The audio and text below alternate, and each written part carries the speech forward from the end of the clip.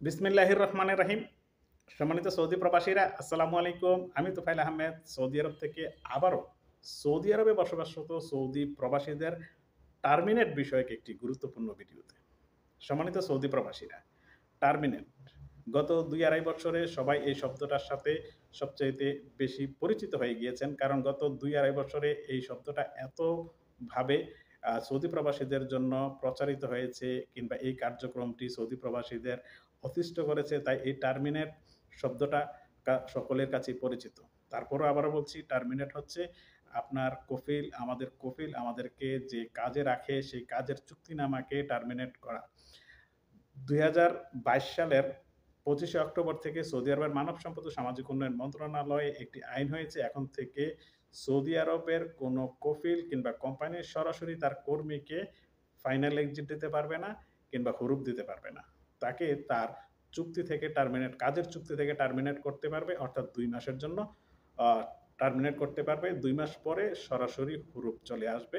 তাই যখন আমাদের কফিলের সাথে যে কাজের চুক্তিটা থাকে কিউয়া প্ল্যাটফর্মে ডিজিটাল চুক্তিটা থাকে, তখন কফিল আমাদেরকে প্রয়োজন না পড়লে, প্রয়োজন না হলে সে আমাদেরকে টার্মিনেট করে দেবে। যেদিন থেকে টার্মিনেট করবে তার ৬০ দিন পরে গিয়ে আমাদের হুরুপ চলে আসবে। এখন কি কফিল যেকোনো মুহূর্তে টার্মিনেট করলে ৬০ দিন পরে আমাদের হুরুপ আসবে? না। কফিল যদি আমাদেরকে অ্যা টার্মিনেট করতেই হয়, তাহলে আমাদের আকামার মেয়াদ সামনে আরো ২ মাস থাকতে হবে।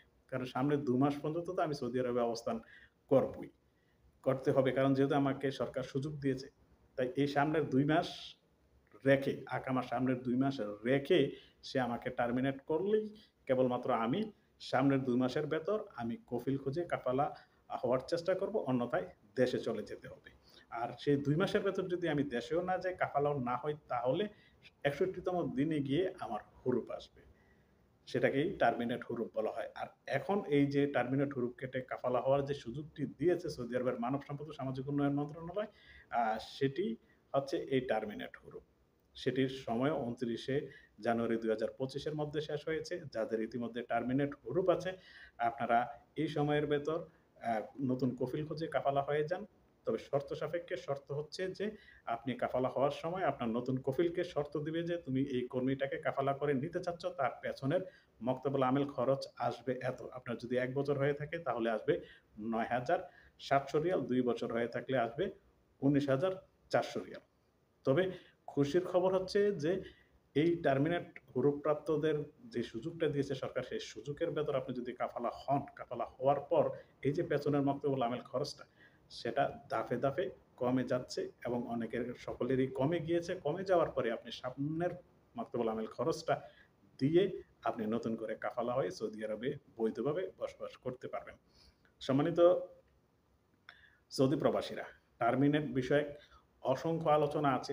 শুধুমাত্র আজকে আপনাদের সামনে টার্মিনেট করতে কতদিন আকামার মেয়াদ থাকতে হয়, সেই বিষয়টা নিয়ে আলোচনা করলাম।